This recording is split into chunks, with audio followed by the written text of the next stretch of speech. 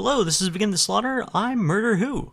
Today I finished the second boss arena, coded the second boss, and started brainstorming and implementing some new combat tech. The boss is in a state I'm calling finished for now, but that I want to revisit at a future point when I have more time.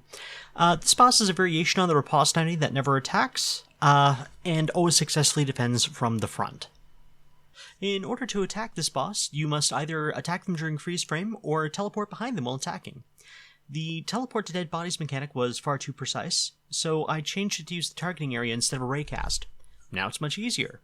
I also gave teleporting to a body a cooldown of 500 milliseconds, which is enough to prevent spam teleporting, teleporting to a dead body immediately after you kill it, and some other small issues.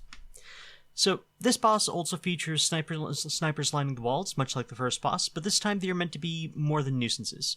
This boss will begin spawning extra melee combatants when there is less than 10 living enemies in the region and less than 99 bodies, which means that you need to kill these snipers first, if you're going with the teleport route. So, these extra melee combatants are needed if you're using the teleport strat, or if you're using them as body shields to gain that freeze frame as you head up to the boss. And of course, the extra mobs are also part of the challenge.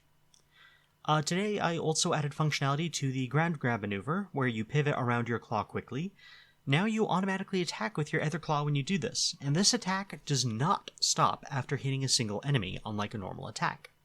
It is still stopped when your momentum is too low, such as after hitting an armored enemy, but this means you can gather enemies into one group, charge at them, grab the ground, and eviscerate them all in one fell swoop.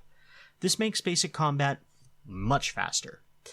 I have also added additional launch height when jumping from a pivot action. This allows you to attack, for example, snipers who've situated themselves in trees. Although some of them may still be unreachable at speeds that would allow you to kill them, they are also going to be so far off the ground that they're more of an annoyance than a threat, because they'll also find it equally hard to hit you with their shots. This extra ground pivot launch also feels fantastic for parkouring around the map, and it's a welcome addition to the rest of the movement tech.